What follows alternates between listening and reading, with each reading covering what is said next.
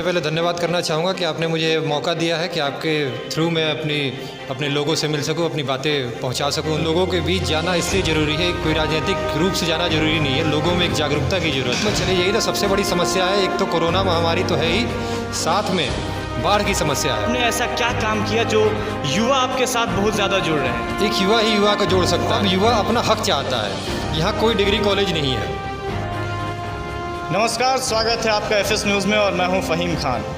मैं अभी मौजूद हूं रघुनाथपुर विधानसभा संख्या 108 के भावी प्रत्याशी डॉक्टर उत्सव सिंह के पास और आज इनसे राजनीतिक मुद्दे पे बातचीत होगी। लेकिन उससे पहले मैं बताते चलूं कि लॉकडाउन चल रहा है, जिसमें ये जनसंपर्क भी कर रहे हैं, लेकिन जिस मोहल्ले में ये जा रहे हैं वहाँ लोगों को लॉकडाउन का पालन करने के लिए कह रहे हैं और सोशल डिस्टेंस के साथ लोगों से मिल रहे हैं, जुल रहे हैं। और मैं बताऊं कि बिहार में जो बाढ़ से ग्रसित एरिया है उस पर भी बातचीत होगी कि कहीं ना कहीं सरकार की इसमें कमी है।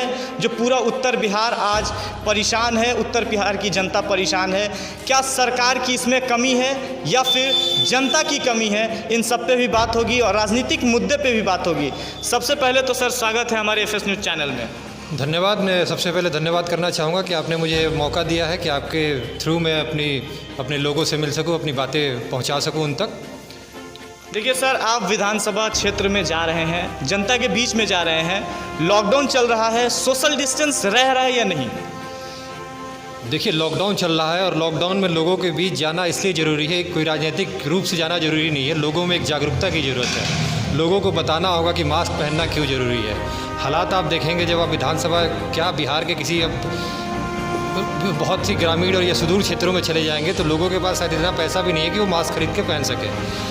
पंचायतों का ये हाल है कि पंचायतों के पास गिनती के मास्क आ रहे हैं, जिससे वो बांट ही नहीं पा रहे हैं कि अगर वो बांटेंगे तो कुछ घरों को बांटेंगे और कुछ घर बाकी रह जाएंगे।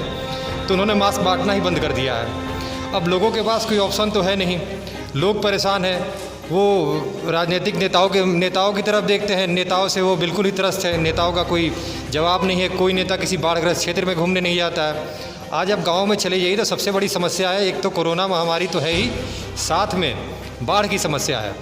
बिहार में बाढ़ को जहाँ तक हम समझते हैं और जहाँ तक हम देखते हैं, हम हमेशा नॉर्थ बिहार की बात करते हैं। बिहार का पूरा भौगोलिक एरिया 94,400 किलोमीटर स्क्वायर किलोमीटर के आसपास है, जिसका 73% यानी कि 68,000 स्क्वायर किलोमीटर बाढ़ प्रभावित क्षेत्र है। लेकिन ये नॉर्थ बिहार का क्षेत्र है। हम साउथ बिहार के उन क्षेत्रों की बात नहीं करते जहाँ छोटी छोटी नदियों की वजह से जल जमाव हो जाता है। सिवान उन क्षेत्रों में नहीं आता जो बाढ़ प्रभावित हो। सिवान आता है जल जमाव के क्षेत्र में, जहाँ जब बारिश का पानी होता है तो पानी इतना ज़्यादा आके कहीं इकट्ठा हो जाता है और परेशानी उससे होती है। यहाँ कोई उस तरह से बाढ़ नहीं आता। जैसे सबसे पहले तो बाढ़ पे तो हम जाएंगे, लेकिन अगर रघुनाथपुर विधानसभा संख्या 108 के क्षेत्र में अगर हम देखें और अपने एफएस न्यूज़ के माध्यम से मैं जनता को भी बताना चाहूँगा और आपसे भी पूछना चाहता हूँ कि आखिर आपने ऐसा क्या काम किया जो युवा आपके साथ बहुत ज़्यादा जुड़ रहे हैं? देखिए, एक युवा ही युवा को जोड़ सकता है। जब आप क्षेत्र में जाएंगे तो आपके साथ, क्योंकि बिहार देखिए देश का ही नहीं विश्व का सबसे युवा प्रदेश है। यहाँ की 65% आबादी युवा है और इन युवाओं को अपने आने वाले 30 और 40 साल को देखना है। वो ये नहीं देख रहे हैं कि परंपरागत राजनीति में, जहाँ हमें दलगत राजनीति में हमें जाति के नाम पे कभी वोट देने के लिए कहा जाता था, कभी हमें पार्टी के नाम पे बहकाया जाता था, कभी धर्म के नाम पे, कभी जाति के नाम पे। वो अब युवा अपना हक चाहता है और युवा सवाल करना चाहता है। युवा पूछ रहा है, अब लोगों से पूछ रहा है, अपने नेताओं से पूछता है कि हम क्यों वोट दें आपको। जब मैं जाता हूँ मेरे से भी लोग पूछते हैं कि आपका क्या विज़न है, आप क्या करेंगे, आप तो बहुत नए हैं, आप क्षेत्र में आए हैं, आप क्या कर सकते हैं, आप कैसे करेंगे। तो मैं अपने सारे जो मेरा विज़न है मैं उसके साथ लोगों के बीच में जाता हूँ और लोग मुझे जब सकारात्मक रूप से मुझे जब समझते हैं तब मुझे अपने पास फिर बुलाते हैं और दोबारा मैं उनके पास जाता हूँ। तो यही है, हर गांव में मेरे साथ ऐसा ही होता है। मैं बार बार लगातार गांव में जा रहा हूं और लगातार जहां नहीं गया हूं वहां से मुझे फ़ोन आते हैं तो मैं वहां जाता हूं। ठीक है, तो आप जनता के बीच में जा रहे हैं, किन मुद्दों को लेकर के जा रहे हैं? वोट के लिए जा रहे हैं ना, जनसंपर्क चालू है, तो किन मुद्दों को लेकर जनता के बीच आप? देखिए, रघुनाथपुर क्षेत्र में सबसे बड़ा मुद्दा है शिक्षा का। यहाँ कोई डिग्री कॉलेज नहीं है, पूरे रघुनाथपुर क्षेत्र में कोई डिग्री कॉलेज नहीं है। उसके बाद दूसरा नंबर आता है स्वास्थ्य का। रेफरल अस्पतालों का आप हाल देख लेंगे तो आपको बाढ़ के समय में धान के खेत में उस रेफरल अस्पताल में आपको कोई फ़र्क नहीं दिखेगा। फिर आता है रोजगार का। रोजगार डिपेंडेंट नहीं होते सरकार के ऊपर ज़्यादा। और एक लैंड स्कार्स स्टेट है तो खेती पे भी उस तरह से डिपेंडेंट नहीं है जैसे कि बाकी जगहों के लोग हैं। सब लोग कमाने के लिए कोई बड़े शहरों में जाता है या फिर गल्फ़ कंट्रीज़ में जाता है। और देखिए लोग जाते कहाँ हैं काम करने। एक रिसर्च से ये पता चला है कि 79% लोग गाँव से गाँव में माइग्रेट करते हैं, यानी कि वो गांव से गांव में माइग्रेट करते हैं बहुत छोटे स्किल के जॉब में काम करने के लिए, खेती और मजदूर का काम करने के लिए, बिल्डिंगों में काम करने के लिए। मात्र 12% ऐसे लोग हैं जो जाते हैं किसी वाइट कॉलर जॉब में, किसी ऑफिस में काम करने के लिए। अब उन लोगों के ट्रेनिंग के लिए भी यहाँ पे कोई ऐसी संस्था नहीं है, जो कि मैं बार बार जितने भी मैंने इंटरव्यू किए सब में बताया मैंने कि हमारे पास लो स्किल जॉब का कोई सेंटर नहीं है। अभी मैंने शायद आपके चैनल पे ही सुना था कि कोई यहाँ के प्रतिनिधि थे, शायद उम्मीदवार थे, उन्होंने कहा कि नौकरियाँ इंडस्ट्री हवा में नहीं आती है। तो आज समय ऐसा है कि इंडस्ट्री आज हवा में ही चलती है। आपने ओला और उबेर सुना होगा, इसका कहीं स्ट्रक्चर नहीं होता, ये हवा में ही चलता है। तो ऐसे बहुत सारी यूनिवर्सिटियाँ हैं जो हवा में ही बैठती हैं। तो हमें वैसी इंडस्ट्री की ज़रूरत है। हमें बांग्लादेश के मॉडल पे काम करना होगा। अभी कल ही परसों राहुल जी ने बांग्लादेश में जो सबसे बड़े अर्थशास्त्री हैं जिन्होंने ग्रामीण बैंक को शुरू किया था, उनसे बात की। और बांग्लादेश से क्यों हमारे मतलब क्या वो है कि हम बांग्लादेश की तरह काम करें, क्योंकि बांग्लादेश भी वैसा ही देश है जैसा हमारा बिहार है, एक लैंड स्कार से। आप लगातार देखते हैं कि बांग्लादेश डूबते जा रहा है। फिर भी बांग्लादेश की इकॉनमी आप देखेंगे कि एशिया में सबसे फास्टेस्ट ग्रोइंग इकॉनमी है, सबसे तेज़ी से बढ़ने वाला इकॉनमी है। कोई अगर आपके यहाँ का बाहर रहता हो या आप जाते हो तो अगर आप कहीं देखेंगे तो आपको मेड इन इंडिया से ज़्यादा कपड़े आपको मेड इन बांग्लादेश दिखेंगे। तो हमें भी वैसी रोज़गार की ज़रूरत है। हमें बहुत बड़े बड़े इंडस्ट्री की बात नहीं करनी है, हमें लो स्किल जॉब की बात करनी है।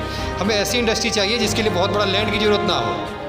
देखिए आगे आपने कहा एजुकेशन का जो भी सिस्टम है यहाँ सही नहीं है, तो मैं आपसे और एफएस न्यूज़ के माध्यम से ये जानना चाहूँगा कि लॉकडाउन चल रहा है, सरकार की तरफ से आदेश आ रहा है कि दुकान लोग खोल रहे हैं, खोल सकते हैं, टर्म एंड कंडीशन रह रहा है, लेकिन स्कूल कॉलेजेस क्यों नहीं खुल रहे हैं? इसमें सरकार की मतलब क्या मंशा क्या है?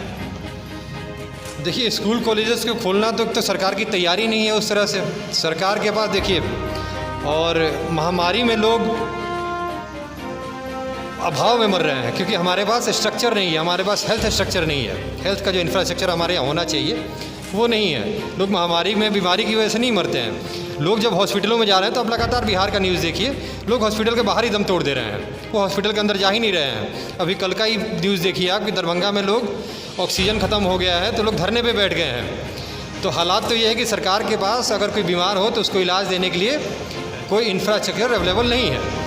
तो इस हालात में सरकार को सबसे अच्छा जो लगता है, और सरकार के पास जो सबसे कम कि आप रोक दीजिए लोगों को जाना ही, लेकिन बिहार एक ऐसा प्रदेश है जो कि बहुत डेंसली पॉपुलेटेड स्टेट है और एक गरीब प्रदेश है जहाँ भारत में 4 करोड़ लोग बेघर हैं। बिहार में 2.7 करोड़ लोग बिना घर के रहते हैं।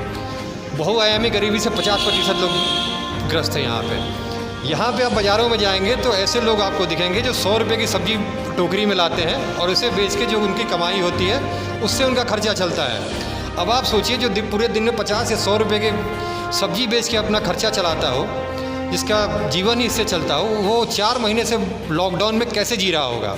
सरकार ने तो उनके लिए कुछ नहीं किया। केंद्र सरकार ने तो बहुत बड़े बड़े योजनाओं का पैकेज की बात की, लेकिन वो पैकेज कहाँ गया ये किसी को नहीं पता। आज ज़रूरत ये है कि हम लोगों को डायरेक्ट इंसेंटिव दें, लोगों के पास पैसा दें ताकि लोग उससे कुछ काम कर सकें, लोग आगे बढ़ सकें। लेकिन ऐसी कोई योजना सरकार के पास अभी तक नहीं है। देखिए हमारे एफएस न्यूज़ के माध्यम से रघुनाथपुर विधानसभा संख्या 108 के जनता को आप क्या कहना चाहेंगे? इस लॉकडाउन में लोग कैसे रहें? वोट भी होने वाला है, इलेक्शन भी होने वाला है, इलेक्शन हो या फिर इसको स्थगित कर दिया जाए, इस कोरोना जैसी महामारी से निकलने के बाद, निजात पाने के बाद इलेक्शन हो, इस पर आप क्या कहेंगे?